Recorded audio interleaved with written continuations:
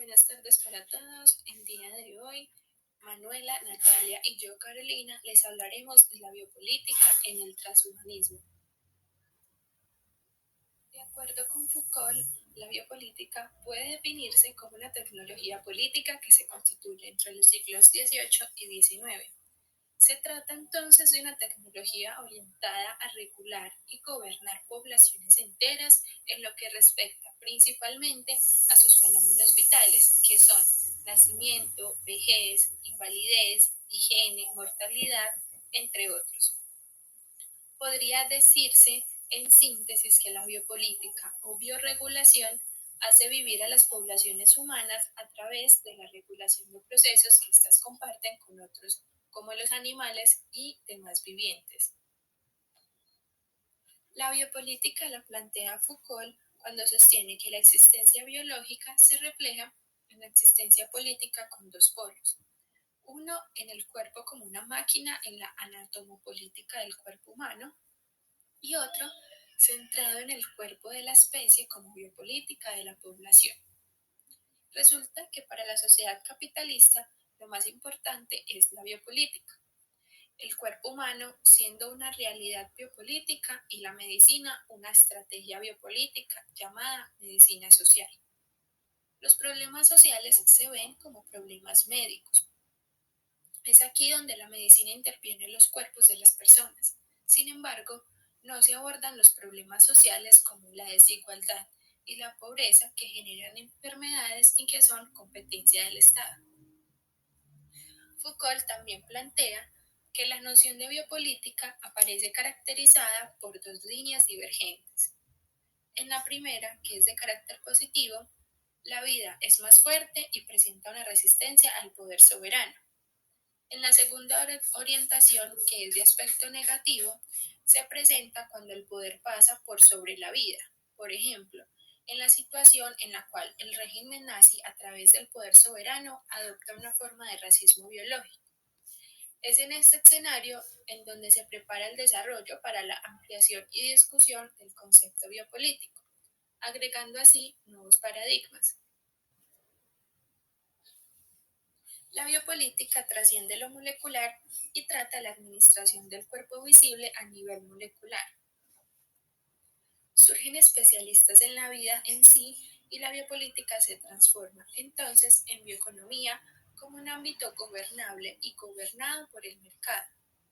Aparece la bioeconomía como capitalización de la vitalidad, mientras que la bioética, por su parte, se sustenta en los comités de investigación y comisiones de bioética. La biopolítica se relaciona con la desigualdad.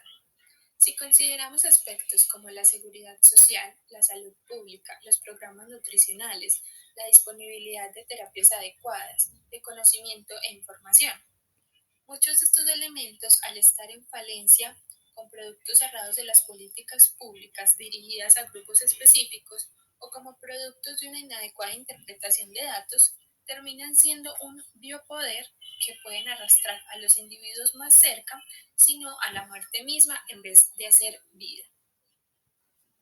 Transhumanismo y oposición. El transhumanismo es un movimiento filosófico de transición hacia un estado posterior de evolución de la especie humana, que es buscado deliberadamente. El cuerpo humano se convierte en una tecnología y su límite se hace borroso con los animales y las máquinas. La tecnología se convierte en la esencia de la medicina, evaluada e informada por expertos tecnólogos equivalentes a biotecnologías aplicadas al ser humano. Con el transhumanismo se busca la convergencia de las diversas tecnologías, tales como la nanotecnología, biotecnología, informática, tecnología y ciencia cognitiva. Todas las ciencias y las técnicas son invitadas a apoyarse en una posición política en favor del transhumanismo.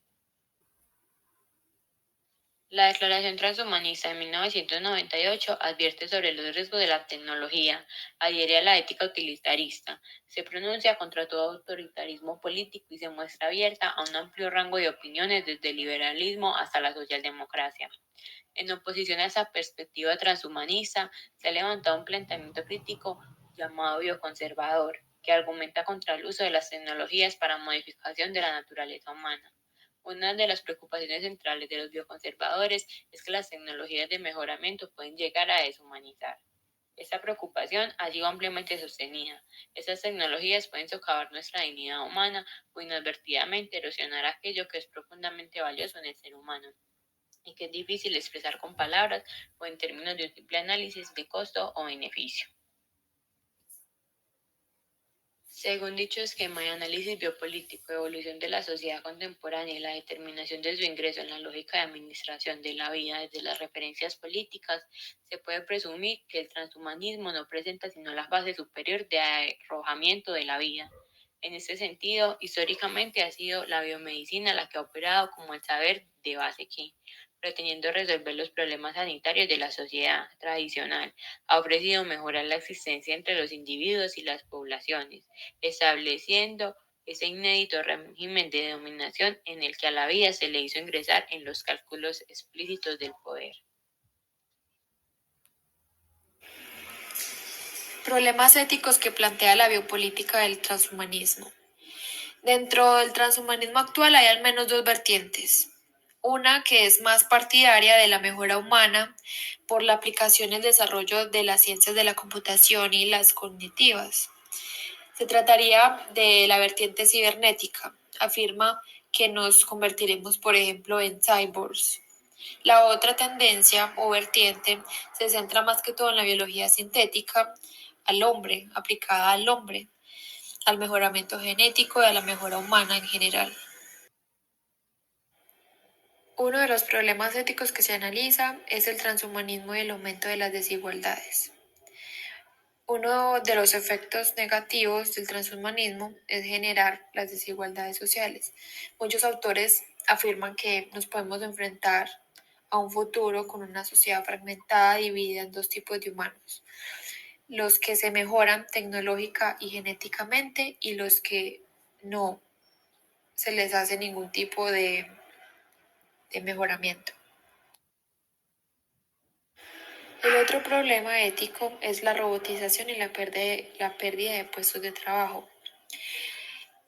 Esta robotización eh, lo podríamos mirar como en lo actual, ¿cierto? Desde, desde la revolución industrial. Mucha gente por causa de la revolución industrial perdió su trabajo, pero las empresas se beneficiaron. En este punto se daría algo parecido. Vamos camino, vamos en un camino de que se desaparezcan muchas profesiones, como el minero, pescador, albañil, agricultor, entre otros. Casi todos los trabajos manuales actuales pueden ser realizados por robots. Nuestra situación laboral por máquinas es un proceso que no tiene vuelta atrás. Es cuestión de tiempo, pero no mucho. Pero la pregunta es, ¿hasta dónde llegará esta situación?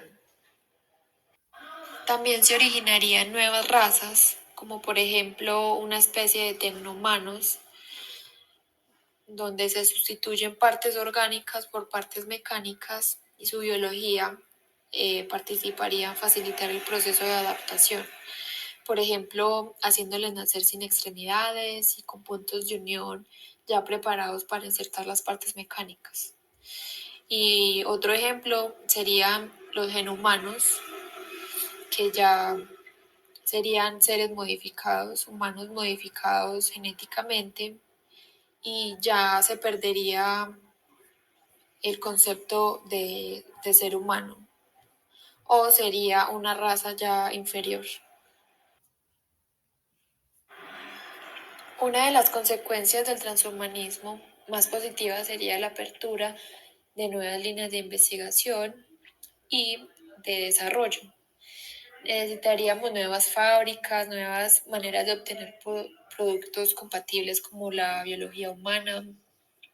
Además, necesitaríamos muchísimos recursos naturales, como por ejemplo metales, para la estructura, para las conexiones y sustancias específicas para conseguir determinadas respuestas del organismo.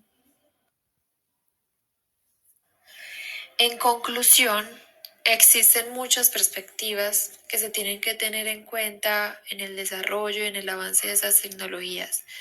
Y estas perspectivas se deben analizar y priorizar conscientemente con respecto a las dinámicas biopolíticas del contexto actual de gobierno de vida. De esta forma, es posible ofrecer herramientas de concientización y subjetivación que puedan servir y que puedan ser apropiadas por los sujetos en la construcción de su autonomía.